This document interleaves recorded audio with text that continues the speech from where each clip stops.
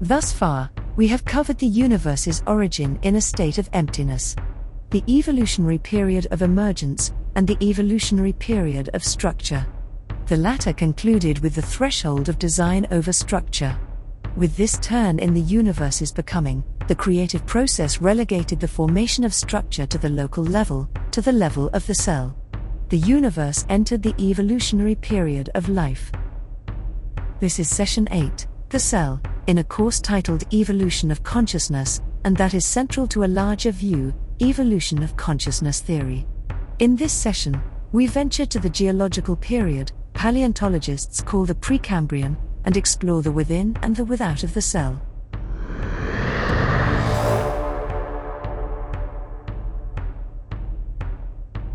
Early in the Precambrian, which began with the Earth's formation and lasted to about 540 million years ago, or roughly 88% of the planet's geological history, the universe existed as an entity of consciousness that embodied a complex internal and external structure.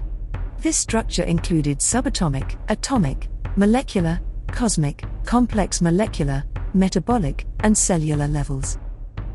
This draws our discussion to the oceans. There, we find a rich assortment of organic molecules, simple metabolic systems, and the earliest cells. The first cells were probably crude bacteria and cyanobacteria, life forms commonly referred to as blue-green algae. They may also have been less complex precursors of such entities. As typically classified, these life forms would fall into, or be most closely related to, the category of single-celled entities called prokaryote.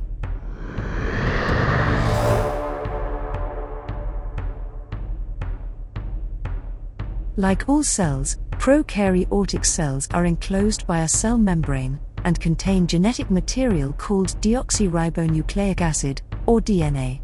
But, unlike in more advanced cells, the DNA in the prokaryotic cell is a single molecule in direct contact with the cell's fluid, and not contained in a cell nucleus.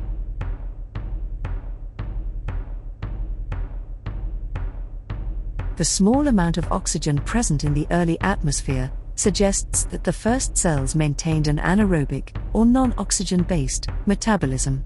Such entities most likely derived energy by transforming hydrogen and carbon dioxide into methane.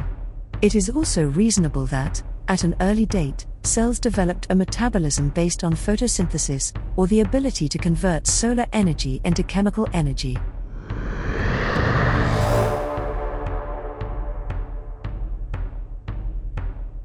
When we refocus our eyes and look at the cell from the standpoint of consciousness, structure and function take on a somewhat different character.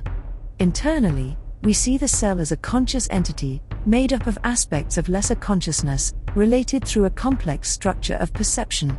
The cell's overall consciousness enwraps the level of consciousness associated with the metabolic system, which enwraps the level of consciousness associated with the molecule, and so on down the evolutionary ladder, to the smallest subatomic particle. But structure of perception is not a static state of being. The cell's overall structure is sustained by the cycles and thresholds of the cell's overall creative process. This creative process enwraps the level of creative activity associated with the cell's metabolic systems. The creative activity associated with the cell's metabolic systems enwraps the creative activity that sustains molecular structure of perception, which enwraps the creative activity that sustains atomic structure of perception, and so on down the evolutionary ladder. How, then, does the cell regulate this creative activity? A metabolic system has the ability to self-organize, or to evolve through the cycles and thresholds of its creative process. What makes this internal evolution possible when it benefits the cell, and what prevents it from taking place when it threatens the cell? Externally, such control manifests through the action of enzymes and other means of chemical mediation. Internally, intracellular regulation, like all aspects of cell function, is a creative process.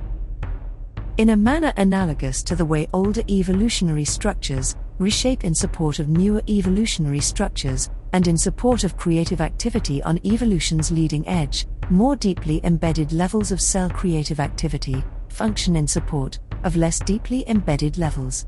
Intracellular regulation is based on control by creative process, or the alignment of creative activity within the cell, in support of the cell's overall creative existence.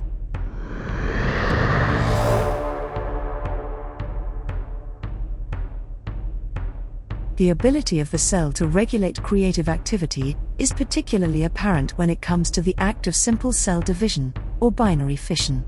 During the cell's reproductive phase, the cell grows roughly to double its normal size.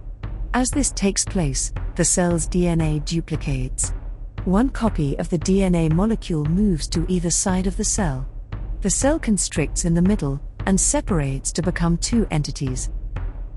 From an internal standpoint, we see the act of binary fission as an expression of the consciousness manifest in the cell's DNA molecule. During the reproductive phase, the activity of the cell's overall creative process steps up. In support, creative activity on the level associated with the cell's metabolic systems increases. With each local and overall creative cycle, cell structure of perception duplicates. With each local and overall threshold, replication enters a new stage, to climax in cell division.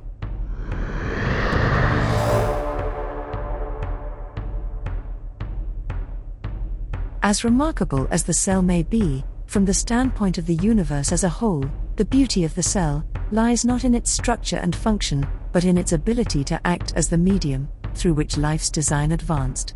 By the cycles and thresholds, and the trial and error of the creative process, the universe built on the level of awareness embodied in the first cells, to create, reproduce, and socially organize new unicellular life in an expanding global biosystem.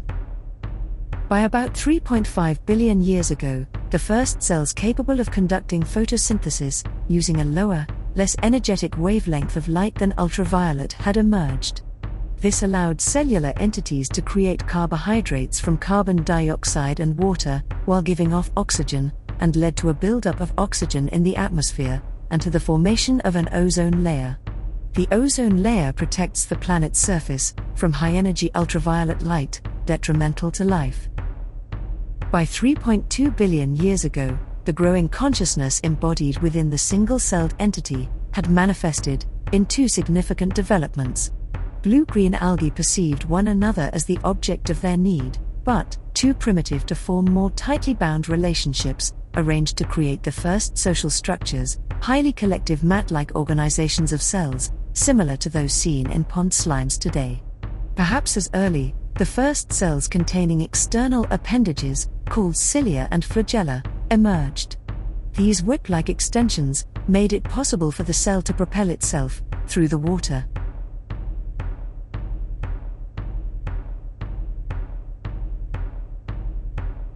By about 1.4 billion years ago, atmospheric oxygen had reached the level needed to sustain aerobic, or oxygen-based, metabolism. Roughly corresponding to this development, prokaryotic cells perceived one another as object, to combine and form a new class of single-celled entities, eukaryote.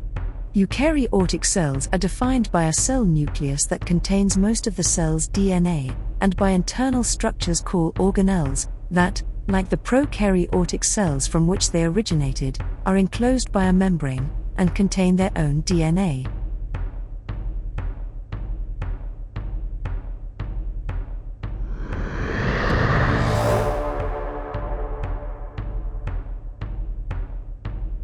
About 1.2 billion years ago, the complexity and consciousness associated with the eukaryotic cell was the foundation for two developments that would forever change the face of life. These were sex and genetically programmed death, or lifespan. To understand the advent of sex, we need to revisit our idea of accelerating time. As the universe advanced, and its structure of perception became more complex, new species originated with greater frequency. By melding the DNA from two individuals, sex emerged as a mechanism to inject novelty into life's advance, as a means to amplify the number of alternative evolutionary directions available at each junction. Whereas sex involved the leading arrow of evolution, lifespan involved the trailing arrow. Internalization of death was the mechanism through which an accelerated creative process more rapidly discarded the old. With sex and lifespan, ancestry began, and successive generations formed a lineage.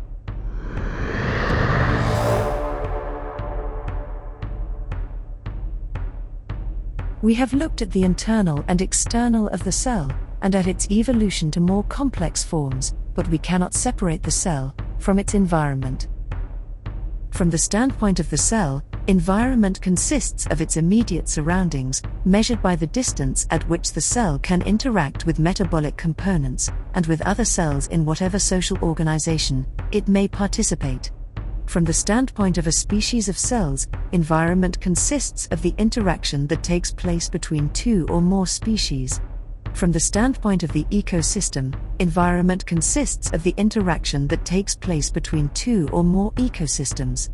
Ultimately, we define this environment by an ecosystem's place in the totality of the Earth's system of biological activity, the biosphere.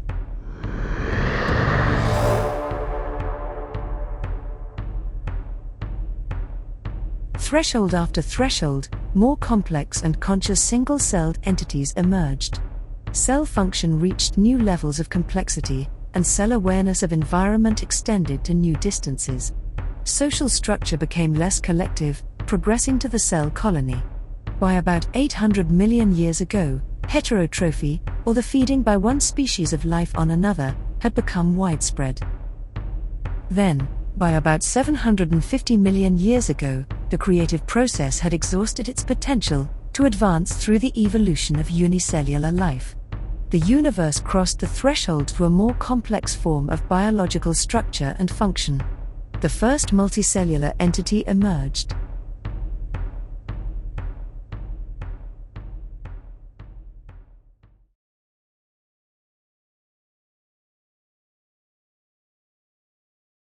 Our view limited to the external, can we fully understand the nature of the cell? Without embracing the concepts of time acceleration, and of evolution's leading and trailing arrows, can we fully account for the advent of sex and death, and for the emergence of the evolutionary lineage? With our look at the single-celled organism, we complete Session 8, in our course titled Evolution of Consciousness. We have established the background to delve into the explosion of organic form, made possible by the advent of the multi-celled organism. Our course titled Evolution of Consciousness continues in Session 9, Line of Consciousness.